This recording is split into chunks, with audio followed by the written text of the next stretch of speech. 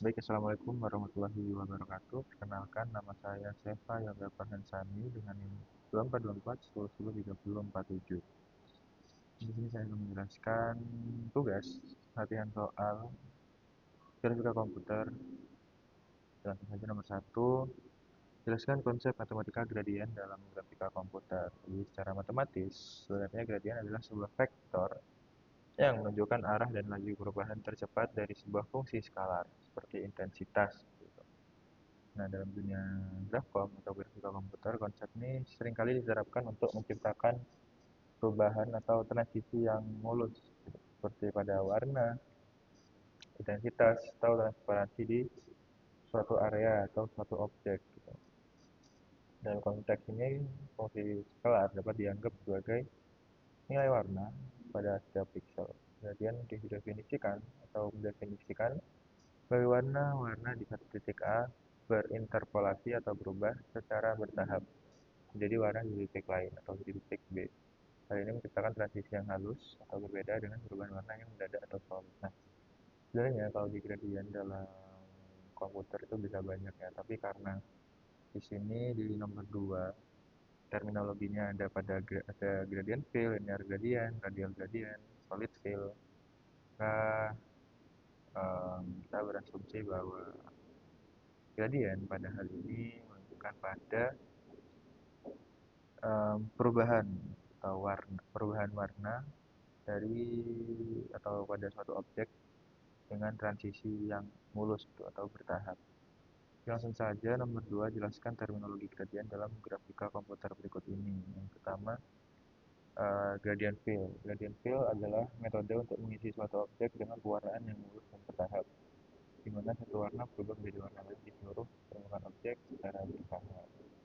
Lalu yang kedua ada linear gradient. Linear gradient adalah salah satu jenis gradient fill. Jadi linear gradient ini masih dalam sebagai salah satu contoh gitu dari gradient fill. Nah, jadi linear gradient adalah sebuah gradient fill di mana transisi warna diaplikasikan secara mulus di sepanjang satu sumbu linear atau garis lurus. Dalam metode ini, warna akan berubah secara merata dari satu titik awal ke titik akhir pada garis tersebut, menciptakan efek visual yang teratur, seperti contohnya gradasi warna langit dari biru di atas menjadi oranye di cakrawala atau di bagian bawah, seperti itu. Nah, kemudian ada C, radial gradient. Nah, kalau radial gradient adalah jenis gradient di mana transisi warna menyebar keluar dari satu titik pusat. Berbeda dengan gradient linear yang memiliki garis lurus, gradient radial memancarkan warna dalam pola lingkaran atau elips, dengan warna berubah dari pusat ke tepi luar. Jadi misal kalau ada satu lingkaran, ada titik tengahnya itu berwarna hitam, namun karena kita menerapkan radial gradient, semakin uh, warna itu menjauh dari titik pusat lingkaran, maka warnanya kemudian berangsur-angsur menjadi warna lain, misal putih, seperti itu, atau titik pusatnya berwarna hitam, lalu berangsur-angsur menjauh menjadi warna putih, seperti itu. Itu adalah radial gradient. Kemudian ada solid fill, di mana solid fill adalah teknik ujian yang sangat standar dalam grafika komputer, di mana seluruh area sebuah objek diisi menggunakan satu warna tunggal yang seragam. Nah, berbeda dengan gradient, solid fill ini tidak memiliki transisi atau gradasi warna sama sekali. Jadi melainkan menerapkan satu warna secara merata di seluruh permukaan objek. Ya. Lalu ada gradient mesh.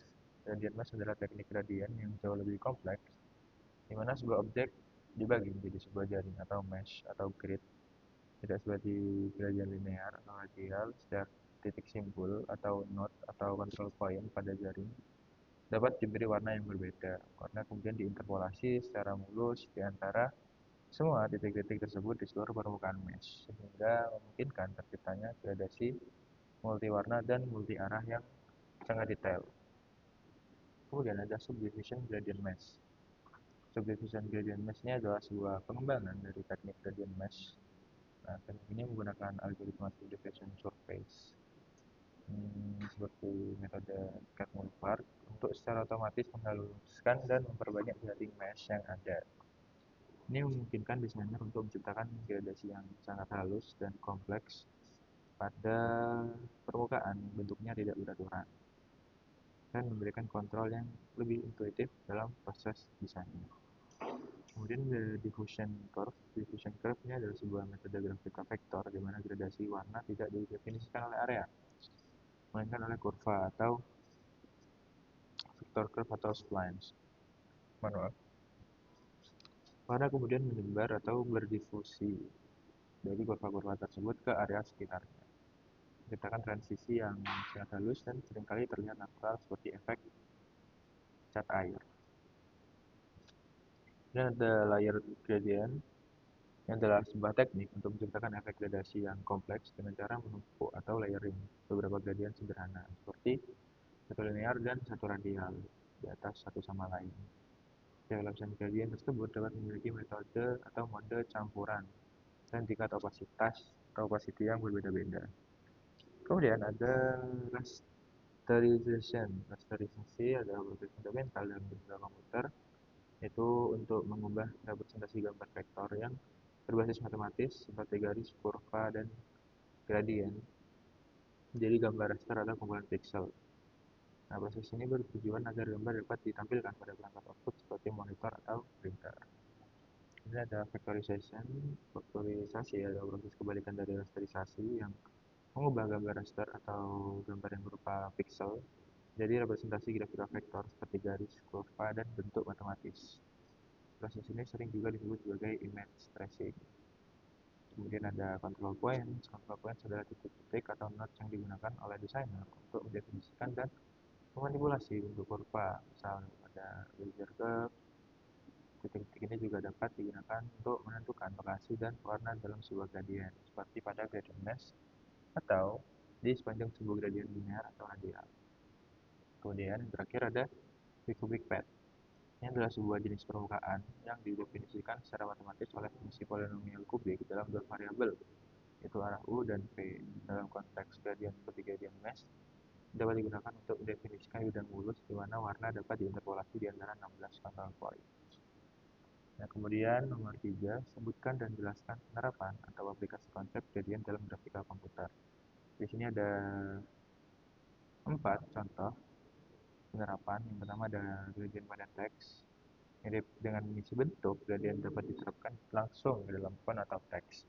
Yang sering digunakan dalam desain judul, logo, atau word art untuk memberikan efek visual yang lebih menarik daripada warna solid atau solid fill seperti efek metalik, pelangi, atau sekedar transisi warna yang artistik. Kemudian ada masking dan blending lapisan atau layer. Nah, ini adalah contoh dari layer mask. Dalam compositing atau penyuntingan foto, seperti yang terjadi di Photoshop, gradient sering digunakan sebagai layer mask. Ini bukan untuk mewarnai, melainkan untuk mengontrol transparansi. Area putih pada mask akan menampilkan hanya 100%. Area hitam akan menyembunyikan yang 100%. Dan area abu-abu akan menciptakan transisi yang lurus di antara keduanya. Ini cara yang sangat umum untuk memadukan dua gambar secara halus.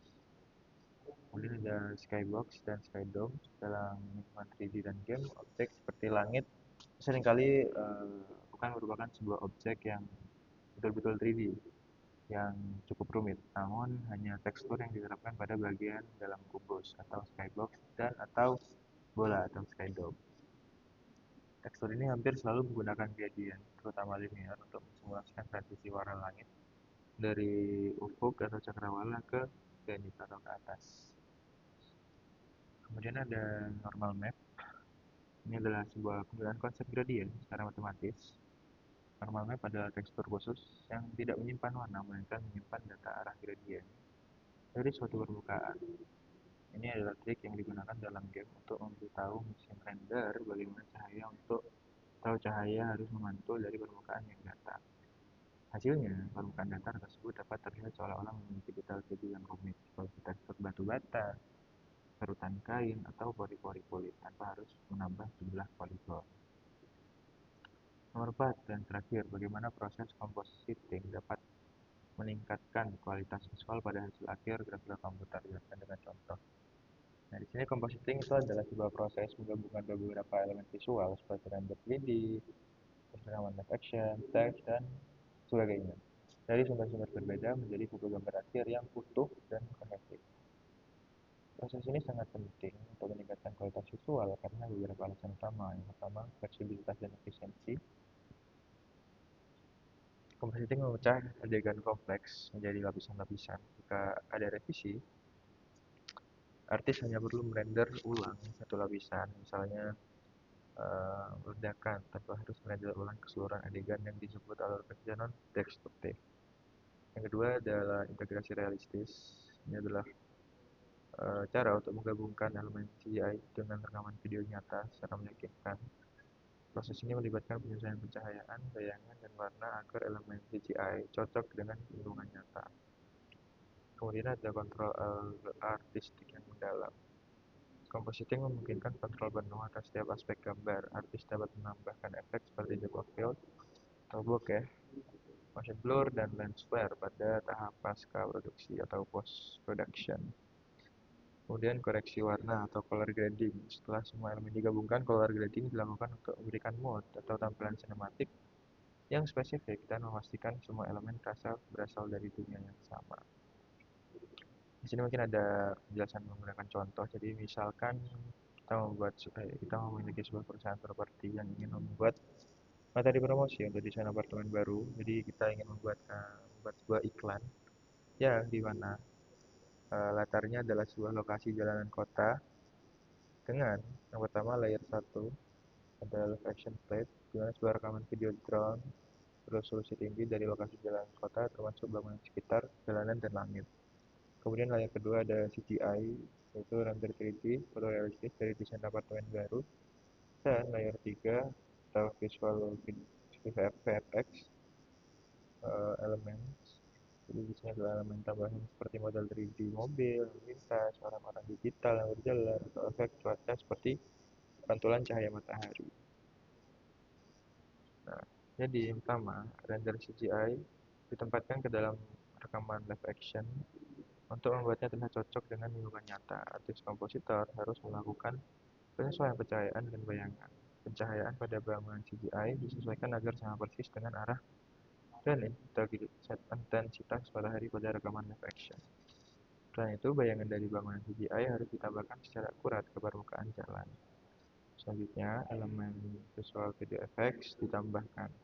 Artis dapat menambahkan efek post-production seperti motion blur pada mobil yang melintas atau depth of field untuk memfokuskan pandangan audiens pada bangunan utama. Dan ketiga, setelah semua elemen digabungkan, proses color grading dilakukan.